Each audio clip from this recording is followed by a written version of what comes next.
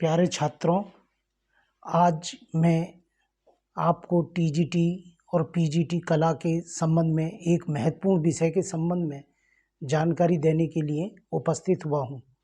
इस चैनल के माध्यम से, एजुकेशन हिट्स चैनल के माध्यम से आपको टीजीटी और पीजीटी की पूरी तैयारी इस प्रकार से कराई जाएगी और यह अभी से ध्यान रखा जाएगा कि जो हम पढ़ाएं वो परीक्षा में अवश्य रूप से आ जाए।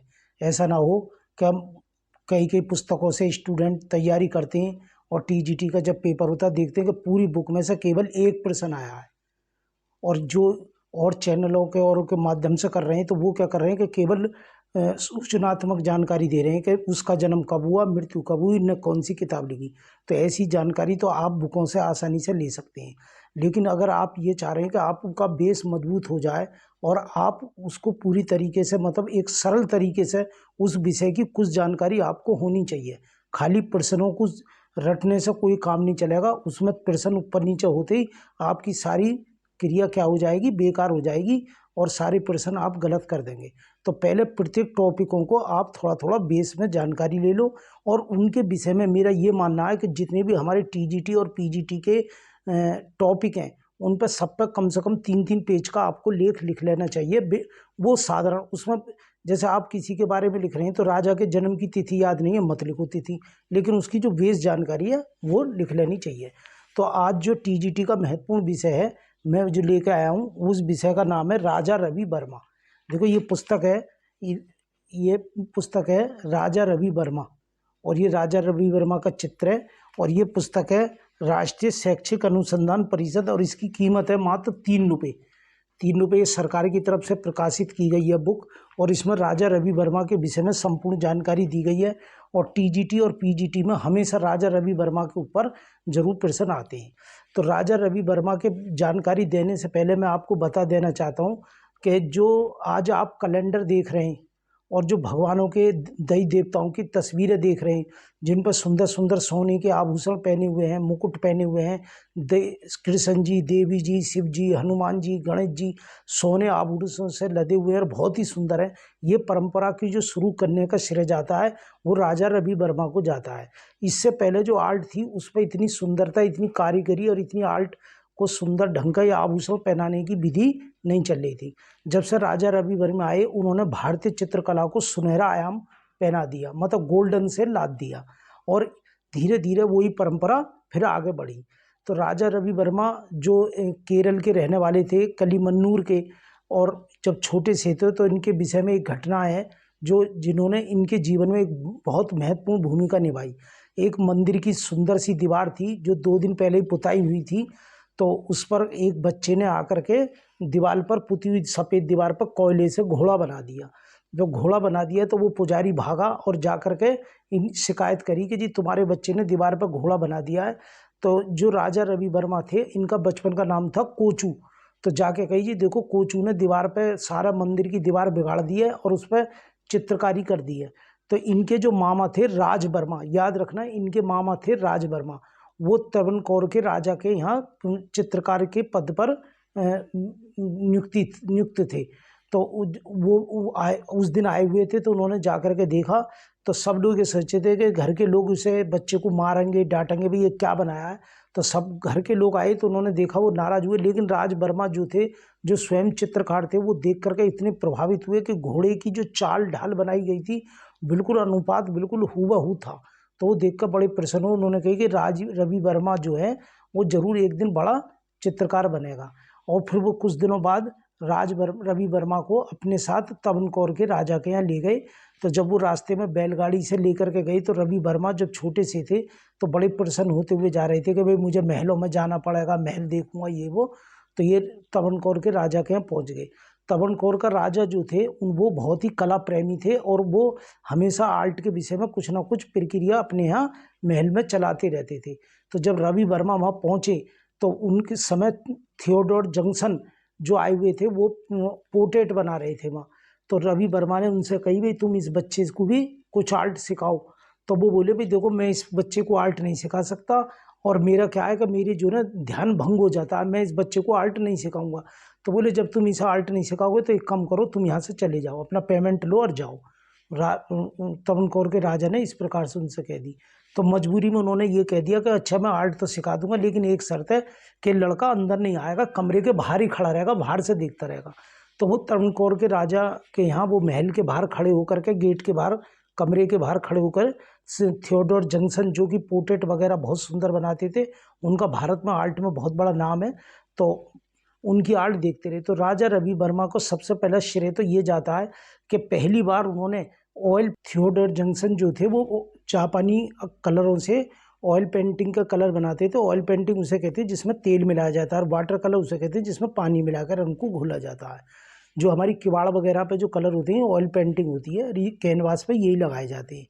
तो वो थियोडोर जंक्शन जो पेंटिंग वगैरह बना रहे थे, तो फिर बाद में जब रवि वर्मा ने पहली बार, भारत के पहले ऐसे चित्रकार थे जिन्होंने ऑयल पेंटिंग का काम देखा, और पहली बार ऑयल पेंटिंग का वर्क करने का श्रेय रवि वर्मा को ही जाता है।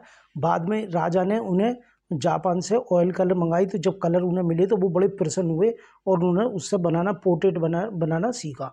राजा रवि वर्मा की जो आर्ट थी ना, वो सबसे बड़ी विशेषता ये थी कि बिल्कुल यथार्थ थी।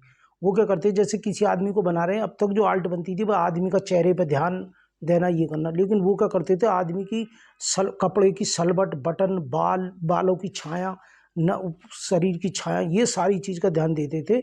और उनकी आर्ट की विशेषता ये थी, माना जैसे एक उन्होंने वो बनाई, वीणा बनाती हुई सरस्वती या कोई महिला बनाई जो पार्क में चलती हुई आई है, तो वो ये बताते घास के पैर के निशान कहाँ कहाँ पड़े होंगे, उनको भी दबाते और उस पर छाया का शेड देते, जैसे बिल्कुल हूबहू आर्ट रखती थी, यथार्थ आर्ट। और दूसरे उनकी जो आर्ट, जो उनका नाम हुआ पूरे भारतवर्ष में, उसका मुख्य श्रेय किया जाता है कि वो एक वेश्या के पास जाते थे, तो वेश्या को जो उन्हें बड़ी सुंदर लगती थी, और उन्होंने क्या करा, जितनी भी देवी देवता, राधा कृष्ण, देवी दुर्गे, ये सब बनाई, तो शकल जो लेते थे उस वेश्या की शक्ल को लेते थे। और अक्सर ये जो ना वहाँ की जो एक प्रकार से वहाँ की जो आदिवासी महिलाएं थीं, उन्हें बैठा करके, माना सरस्वती बनानी है तो सरस्वती के रूप में उसे बैठा के, हाथ यूँ करके उसे बैठाते और तब उसका यथार्थ फोटो लेते थे। तो राजा रवि वर्मा ने जब आर्ट वगैरह बनाई, तो उनकी आर्ट वो इतनी बढ़िया होती थी कि हाथों हाथ उनकी पेंटिंग बिक जाती थी। और कुछ लोग तो महलों में, जैसे रानी विलास, लक्ष्मी विलास महल वगैरह हुए, तो उन्हें पेंटिंग कराने के लिए बुलाते थे और बुकिंग हो जाती थी। कई एक डेढ़ साल बाद उनका बुकिंग का नंबर आता था।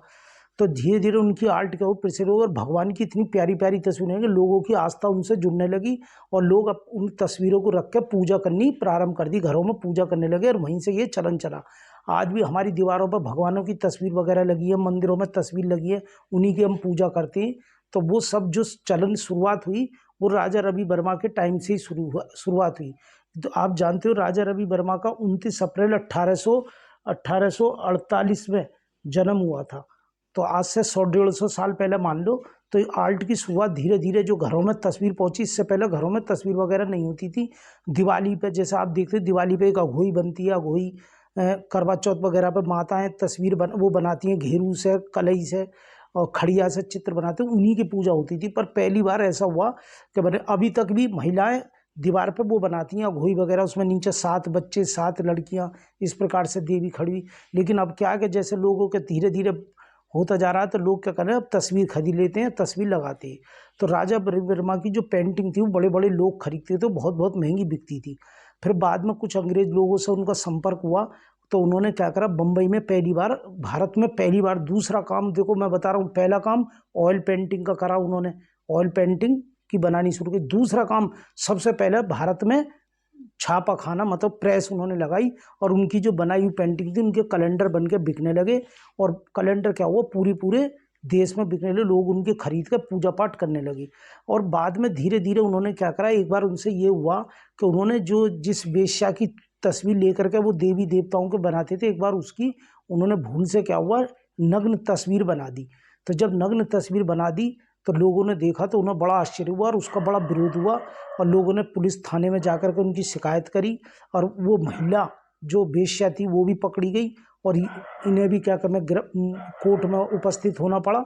तो उस वेश्या ने पहली बार ये कही कि मुझे तो राजा रवि वर्मा ने देवता बना दिया था, लेकिन लोगों की नज़र ने मुझे फिर से वेश्या बना दिया। और उसने बाद में जाकर के इस चारों तरफ जो चर्चा हुई थी, फांसी खा के अपनी आत्महत्या कर ली। तो इसके ऊपर एक फिल्म भी बनी है, रंग रसिया। देखो याद रखने का तीसरा प्रश्न है, राजा रवि वर्मा पर आधारित कौन सी फिल्म बनी है? रंग रसिया। रंग रसिया फिल्म बनी है। तो उस पर अभी जल्दी में आप चाहो तो अगर राजा रवि वर्मा की पूरी जानकारी करना चाह रहे हो तो रंग रसिया फिल्म को डाउनलोड करके देख लेना, आपको पूरी राजा रवि वर्मा की जानकारी हो जाएगी। तो जब ये धीरे धीरे राजा रवि वर्मा ने उसको रंग रसिया पेंटिंग मतलब फिल्म बनी है, उसे आप देख लेना।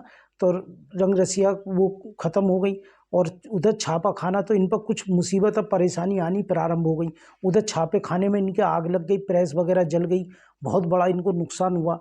तो और बाद में इनकी प्रसिद्धि इतनी बढ़ गई कि ये जो आर्ट बनाते थे तो भारतीय विषयों को इन्होंने लिया, सबसे पहले भारतीय विषयों को लेना इन्होंने प्रारंभ करा। जैसे इनके कुछ चित्र थे, जैसे दमयंती वगैरह, इस प्रकार की राधा कृष्ण, शिवजी, महाभारत युद्ध, इस प्रकार के इन्होंने पेंटिंग वगैरह बनाई और धीरे धीरे इनका नाम पूरे देश में और विदेशों में लगा। इनके ऊपर एक आरोप ये भी लगा कि इनकी जो आर्ट है वो क्या कहते हैं, मौलिक नहीं है। मतलब जो एक चित्रकार जो कि यूरोप वाले, मैं आपको बता दे रहा हूँ, आप टीजीटी या पीजीटी कर रहे हो, भारत दो कलाएं हैं। भारत की जो कला है वो है यथार्थ कला, जो जैसा देखा वैसा बनाओ, उसको हम लोग ज़्यादा तवज्जो देते हैं, चमकीली हो, जैसा देखो वैसा बनाओ, हमारे भारत में उस कला है। और विदेशों में यूरोप आर्ट जो है उसमें क्या है कि वो बनाओ मौलिक, जो कहीं देख ही ना गए, कोई नकल ना हो। और भारत की आर्ट में और यूरोप की आर्ट में ये फ़र्क है। तो हालांकि उस आधार पर अगर यूरोप की आर्ट पर देखो तो राजा रवि वर्मा की आर्ट को इतना ज़्यादा महत्व नहीं दिया गया, क्यों? ये कहा गया कि ये तो बिल्कुल हूबहू मतलब नकल है, प्रतिलिपि है, कोई मौलिकता इसमें नहीं है। तो राजा रवि वर्मा इस प्रकार से आर्ट बनाते रहे और उनका काफ़ी नाम हुआ। और इन्हें अंग्रेज़ों की, इन्होंने गवर्नर वगैरह की बनाई और उन्होंने इनको केसरी हिंद को, एक देखो अगला प्रश्न क्या आ रहा है, केसरी हिंद, इनको उपाधि उन अंग्रेजों ने इन्हें, मद्रास के गवर्नर ने इन्हें उपाधि दी। और एक बार इनके संग ये घटना घटी कि जो तवनकोर के राजा थे उनके साथ ये महल में गए हुए थे, तब जो वहाँ के गवर्नर आए मद्रास के अंग्रेज, तो वो बैठे हुए थे उनके पास। तो जब वो आए तो उन्होंने क्या करा, राजा उसे उठा दिया राजा को, और रवि वर्मा को अपने पास बैठाया। तो इस बात से राजा कुछ अंदर से क्या होने लगे, इस बात से चिढ़ गई कि बताओ कैसा अंग्रेज ने, मतलब एक पेंटर को तो अपने पास में बैठा रहा और हमें उठना पड़ा। तो ये बात उनके उसमें आ गई और धीरे धीरे इनकी आर्ट पूरे उसमें फैलने लगी। कुछ विरोध, कुछ सही, जब आदमी करता है तो विरोध होता ही है। तो धीरे धीरे उनका विरोध भी होने लगा कुछ, तो इनकी आर्ट पूरे भारत में फैल गई। और भारत में जो आज आर्ट है, जो कैलेंडर वगैरह बन रहे हैं और जो कैलेंडर परंपरा शुरू हुई है, जो आप पुराने चित्र देख रहे हैं, ये अच्छा, इनकी आर्ट को एक विकसित होने का मुख्य कारण ये था कि पहले जब शादी होती थी तो घोड़ी के दोनों तरफ दूल्हा जैसे चलता था घोड़ी पे या बग्गी पे, तो दोनों तरफ आर्ट तस्वीर लेकर के लड़के वाला जब बारात जाता था तो दो तस्वीर इधर दो इधर लेकर के जाते थे दूल्हे के साथ। तो सबसे बड़े बड़े घरों में जो राजा रवि वर्मा की पेंटिंग, एक अभिमन्यु वाली और श्री राम का विवाह, रामचंद्र जी का विवाह, शिव जी का विवाह, ये तो जरूरी शादी में जाती थी। तो ये सबसे ज़्यादा इनके कैलेंडर बन करके ये पेंटिंग बिकी। और इससे पूरी आर्ट इनकी, अब तक जो आर्ट बड़ी बड़े महलों में थी, अब एक आम लोगों के बीच में आर्ट आ गई और लोगों में चलन बन गया पेंटिंग वगैरह बनाने का। तो ये राजा रवि वर्मा ने कम से कम 57-58 साल जिए और इन्होंने 2 अक्टूबर 1906, देखो याद रखना 2 अक्टूबर 1906 में इनकी क्या कहो मृत्यु हो गई और ये दिवंगत हो गए। तो कहने का मतलब क्या, अब चल रही है 23, तो 6 में तो 94 साल तो वो हो गए और 20 साल ही हो गए। 94 में तो कितने हो गए, 114, और 3 हो गए, 117 साल पहले इनकी मृत्यु हो गई। तो इस प्रकार से राजा रवि वर्मा की आर्ट बहुत बढ़िया थी और शुरुआती इन्होंने करी। तो इस पुस्तक में राजा रवि वर्मा के बारे में सारी कहानी दी है, किस प्रकार से वो बैलगाड़ी में गए, उनकी बहन कौन थी, महलों में कैसे उन्होंने पेंटिंग बनाई, कितने कितने पैसे उन्होंने उधार लिए। तो ये सारी बातें इनकी हैं। तो देखो इनके कुछ चित्र हैं जो रंगीन इन्होंने बनाए थे और ये पहली बार ऐसे बनाए, दिख रहे हैं साहब। और देखिए सरस्वती,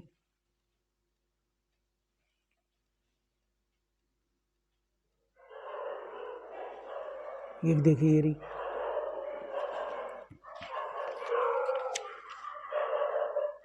मंदोदरी, और देखो शिवाजी,